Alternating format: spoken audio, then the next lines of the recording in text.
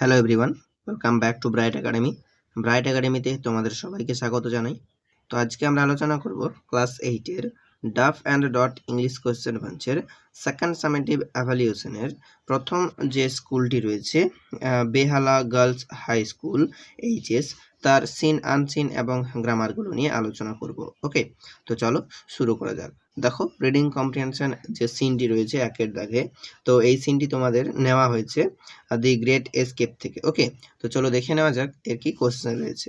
এর দাগ দেখো, দুটো প্রশ্ন দিয়েছে। একের দাগে কি প্রশ্ন রয়েছে, where has the expert been taken from, অর্থাৎ উদ্ধৃতাংশটি কোথা থেকে নেওয়া হয়েছে, হু ইজ দ্য অথার এবং এর লেখক কে।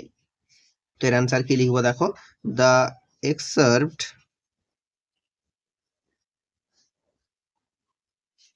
Is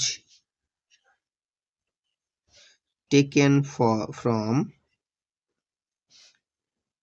the great escape.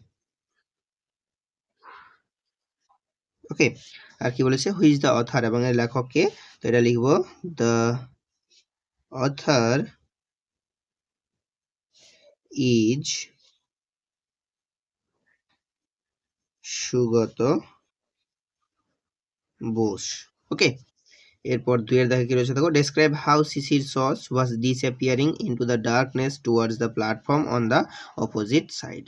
তো এর অ্যান্সার লিখবো, দেখো, এইখান থেকে, এই যে এখানে রয়েছে সিসির ওয়াচড, হিমের পরিবর্তে লিখবো Subhash. Okay, Sisir watched Subhash mount the railway overbridge and walk across it with his usual majestic gait. তারপর এখানে ফুল স্টপ, এখানে হি লেখার পর এইখানে লিখবো then. Okay, he then disappeared into the darkness towards the platform on the opposite side. এইখান পর্যন্ত একদম লাইন বাই লাইন অ্যান্সারটা লিখবো। এরপর দুইয়ের দেখা দেখো, এখানে পোয়েম সিন রয়েছে। তো এই পোয়েমটা তোমাদের নেওয়া হয়েছে দি সি থেকে। তো দেখো, এখানে এর দাগে দুটো প্রশ্ন রয়েছে। একের দাগে কি প্রশ্ন রয়েছে, what is the name of the poem, অর্থাৎ কবিতার নাম কি, হু ইজ দ্য পোয়েট এবং কবির নাম কি বা কবি কে। তো অ্যান্সার লিখবো, the name of the poem is, the name of the poem is the sea. Okay, অর্থাৎ কবিতার নাম হলো the sea and the poet is James Reeves. Okay, এরপর দুইয়ের দেখে কি রয়েছে, দেখো, what does the sea do all day, অর্থাৎ সমুদ্র সারাদিন ধরে কি করে। তো অ্যান্সার লিখবো এইখান থেকে, একদম দেখো, এই যে হিয়ের পরিবর্তে লিখবো দ্য সি। ওকে, এখানে লিখবো the sea rolls on the beach all day and with his clashing teeth and shaggy jaws hour upon hour he gnaws the rumbling tumbling stones. এইখান পর্যন্ত। ওকে, এরপর বিয়ের দাগে দেখো, শূন্যস্থান পূরণ রয়েছে। একের দাগ কি রয়েছে, with his clashing teeth and রাব জজ দ্য সি, অর্থাৎ সমুদ্র কি করে। এর অ্যান্সার কি লিখবো, দেখো, নজ hour upon hour the rumbling tumbling stones. ওকে, এখানে জায়গা নেই, তো এখান থেকে লিখে দিবে দ্য রামলিং টামলিং স্টোনস। এটা লেখার পর এখান থেকে the rumbling tumbling stones. Okay, এরপর দুইয়ের দাগ কি রয়েছে, দেখো, the hungry sea dog rolls, অর্থাৎ ক্ষুধার্ত সমুদ্র কুকুরটি গড়াগড়ি খায়। এটা হবে on the beach, on the beach all day, অর্থাৎ সমুদ্র তটে সারাদিন গড়াগড়ি খায়। এরপর তিনের দাগে এখানেও তোমাদের একটি সিন রয়েছে প্রোজ পার্ট থেকে। তো এই সিনটি তোমাদের নেওয়া হয়েছে প্রিন্সেস সেপ্টেম্বর থেকে। তো দেখো, এর দাগ এমসিকিউ কোশ্চেন রয়েছে। একের দাগ কি রয়েছে, the princess bed the bird good morning, এটা হবে জয়ফুলি, অপশন এ। দুইয়ের দাগ, the bird was laying in the cage with his eyes, এটা হবে অপশন বি শার্ট। ওকে, এরপর বিয়ের দাগে শূন্যস্থান পূরণ রয়েছে। দেখো, একের দাগ কি রয়েছে, when the princess realised that the bird was alive still, অর্থাৎ যখন রাজকুমারী বুঝতে পারলো যে পাখিটা এখনো জীবিত রয়েছে। এরপর আমরা লিখব সি গেভ এ সব অফ রিলিফ, অর্থাৎ সে একটা স্বস্তির নিঃশ্বাস ত্যাগ করলো। এরপর 2 দাগ, the bird told the princess that he would die, অর্থাৎ পাখিটা রাজকুমারীকে বলেছিল যে সে মারা যাবে ইফ, এটা হবে he can not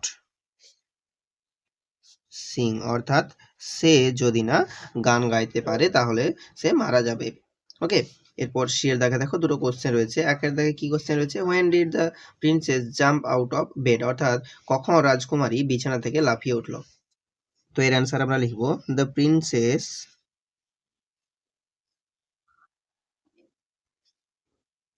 jumped out of bed.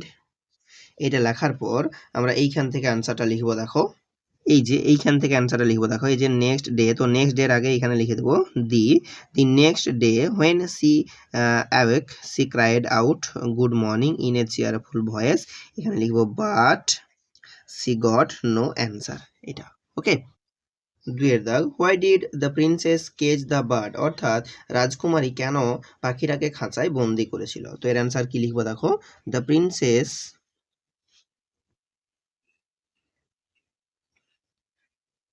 Caged the bird because, এরপর আমরা বইয়ের লাইনের এইখান থেকে অ্যান্সারটা লিখবো। দেখো এই যে এইখান থেকে লিখবো, দেখো এই আয়ের পরিবর্তে লিখবো সি, লাভড ইউর পরিবর্তে লিখবো him. Okay, she loved him and wanted to have, এই ইউর পরিবর্তে লিখবো him. Okay, have him all to মাইসেলফের পরিবর্তে লিখবো হারসেলফ। ওকে, তো আমাদের লাইনটা কি হয়ে যাবে, she loved him and wanted to have him all to herself. Okay, এরপর এখানে তো আমাদের রিডিং কম্প্রিহেনশন আনসিন রয়েছে, তো আমি আনসিনের মিনিংটা আর পড়ছি না। ওকে, তো দেখো এর দাগ এখানে শূন্যস্থান পূর্ণ রয়েছে।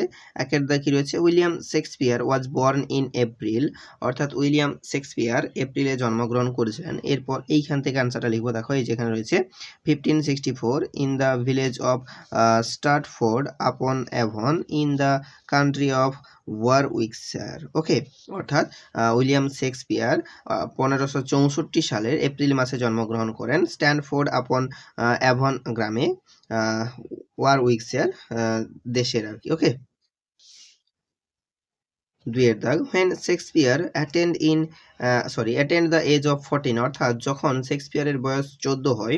এরপর এইখান থেকে অ্যান্সার লিখবো, এই যে his father lost his little property and ran into ডেব্ট, অর্থাৎ তার বাবা যে সম্পত্তি ছিল সেটা হারায় এবং কি করে, অ্যান্ড রান ইনটু ডেব্ট, এবং ঋণের বোঝায় ডুবে পড়েন। ওকে, এরপর বিয়ের দাগে দেখো একটি চার্ট রয়েছে। একের দাগে কি রয়েছে, নেম অফ শেক্সপিয়ারস প্যারেন্টস, অর্থাৎ শেক্সপিয়ারের বাবা মায়ের নাম কি ছিল। তো শেক্সপিয়ারের বাবার নাম ছিল জন শেক্সপিয়ার, জন শেক্সপিয়ার, অ্যান্ড তার মায়ের নাম ছিল, এখানে জায়গা নেই তো দেখো এই যে এটা লিখে নেবে ম্যারি আর্ডেন। ওকে, 2 দাগ, শেক্সপিয়ার্স ফাদার ট্রেডেড, অর্থাৎ শেক্সপিয়ারের বাবা কিসের বিজনেস ট্রেড করতেন। তো এটা হবে এই যে এখানে রয়েছে, দেখো এই যে corn, wheat and other agricultural products. Okay, 3 দাগ, the year Shakespeare married Anne Hathaway, অর্থাৎ যে বছর শেক্সপিয়ার এন হ্যাথওয়েকে বিবাহ করেন সে সালটা কত ছিল, তাই দেখো এখানে রয়েছে 1582, অর্থাৎ 1582 সালে। এরপর পরের পার্টে এখানে তোমাদের গ্রামার অ্যান্ড ভোকাবুলারি রয়েছে। 5 দাগের এতে কি বলেছে দেখো, add suitable prefix or suffix to the given words in the brackets and fill in the blanks to complete the sentences meaningfully, অর্থাৎ যে ওয়ার্ডগুলো রয়েছে এদের সঙ্গে সাফিক্স অথবা প্রিফিক্স অ্যাড করতে বলেছে এবং শূন্যস্থানগুলো পূরণ করতে হবে। ওকে, তো কি রয়েছে দেখো, দ্য চিলড্রেন ওয়ার ড্যাশ, এখানে রয়েছে energy as they went for picnic, এটা হবে energetic. Okay, energetic, the children were energetic as they went for a picnic. 2 দাগ, we should not dash anyone, এটা রয়েছে cowards, তো এটা হবে discourage, we should not discourage anyone. 3 দাগ, it was a dash journey as I got a place to sit, এটা comfort রয়েছে, এটা হবে comfortable. Okay, comfortable, table, it was a comfortable journey as I got a place to sit. চারের দাগ India became an dash, এখানে রয়েছে dependent nation in 1947, এটা হবে independent. Okay, independent. India became independent. India became an independent nation in 1947. B এর দাগ কি রয়েছে দেখো, in the following sentences underline and identify the phrase, অর্থাৎ এখানে ফ্রেজগুলো আন্ডারলাইন করে সেটা কোন ফ্রেজ সেটা লিখতে হবে। তো দেখো একের দাগ কি রয়েছে দেখো, the wind blow with great speed, দেখো এটা হবে উইথ গ্রেট স্পিড, এটা দেখো এই ব্লো অর্থাৎ ভার্বটাকে বিশেষিত করছে, তো সেই জন্য এটা হবে অ্যাডভার্ব ফ্রেজ। ওকে, এটা হবে অ্যাডভার্ব ফ্রেজ। দুইয়ের দাগ, the king or A crown made of diamonds, অর্থাৎ রাজা একটা ডায়মন্ডের তৈরি মুকুট পরেছিল, তো দেখো এখানে ক্রাউনটাকে বিশেষিত করছে মেড অফ ডায়মন্ড, তো সেই জন্য এটা হবে একটা, দেখো ক্রাউন একটা নাউন, তো সেই জন্য নাউনকে বিশেষিত করছে, সেই জন্য এটা হয়ে যাবে অ্যাডজেক্টিভ ফ্রেজ। ওকে, অ্যাডজেক্টিভ ফ্রেজ। এরপর তিনের দাগে, the little girl did not know what to do, এটা হবে হোয়াট টু ডু, এটা হবে নাউন ফ্রেজ। ওকে,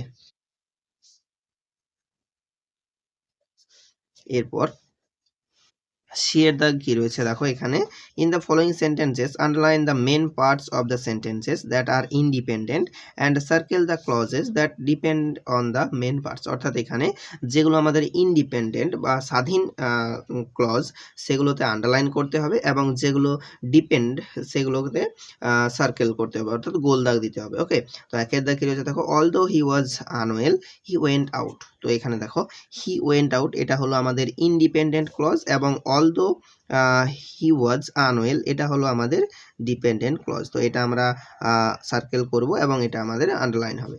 দুইয়ের দাগ, he is a king who is very powerful, তো এখানে হি ইজ এ কিং হলো আমাদের ইন্ডিপেন্ডেন্ট ক্লজ, এবং হু ইজ ভেরি পাওয়ারফুল এটা হলো আমাদের ডিপেন্ডেন্ট ক্লজ, সেই জন্য এটা আমরা সার্কেল করে দেবো।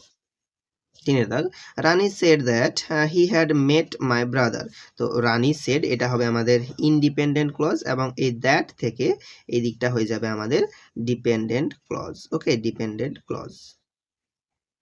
এরপর চার দাগ, when she was hungry the baby cried out, এটা দ্য বেবি ক্রাইড আউট এটা হলো আমাদের ইন্ডিপেন্ডেন্ট ক্লজ, এবং এই হোয়েন সি ওয়াজ হাংরি এটা হলো আমাদের ডিপেন্ডেন্ট ক্লজ, এই জন্য এটা আমরা সার্কেল করে দেবো। ওকে, এরপর ডি এর দাগ কি রয়েছে দেখো, না replace the underline word with their antonyms, অর্থাৎ এইখানে যে ওয়ার্ডগুলো আন্ডারলাইন করা রয়েছে এদের বিপরীত শব্দ লিখতে হবে। Okay, the boy wrote a different story, তো এটা হয়ে যাবে আমাদের ডিফারেন্ট এর অ্যান্টোনিম হবে same, the boy wrote a same story. তিনের দাগ দুইয়ের দাগ, the mother placed the child gently on the bed, তো জেন্টলি এর অ্যান্টোনিম হয়ে যাবে রাফলি। এরপর তিনের দাগ রয়েছে, on hearing the news he felt very uneasy, তো এটা আমরা কাম লিখতে পারি CALM কাম, অথবা এটা আমরা লিখতে পারি কমফোর্টেবল। ওকে, দুটোর মধ্যে যে কোনো একটা লিখব। চারের দাগ, the gate was opened by the potter, opened এর অ্যান্টোনিম হয়ে যাবে ক্লোজড। ওকে, এরপর পাঁচের দাগে দেখো এখানে তোমাদের চারটা চারটা ওয়ার্ড রয়েছে, এই ওয়ার্ডগুলো দিয়ে তোমাদের সেন্টেন্স লিখতে বলেছে। ওকে, তো আমি এই সেন্টেন্সগুলো খাতায় লিখে দিয়েছি, তোমরা দেখে নাও। একের দাগে রয়েছে দেখো জায়েন্ট, তো এর সেন্টেন্স লিখবো, my grandfather told me a story about a friendly giant who lived in the clouds. Okay, দুইয়ের দাগে দেখো moans, the wounded soldier let out low moans as the doctor bandaged his leg. Okay, এরপর তিনের দাগ কি রয়েছে দেখো, dune, children loves to slide down the large sand dunes at the beach. চারের দাগ, quiet, our new classmate is very intelligent but remarkably quiet. Okay, তো আজ এই পর্যন্তই, চলো দেখা হচ্ছে আবার নেক্সট পেজে।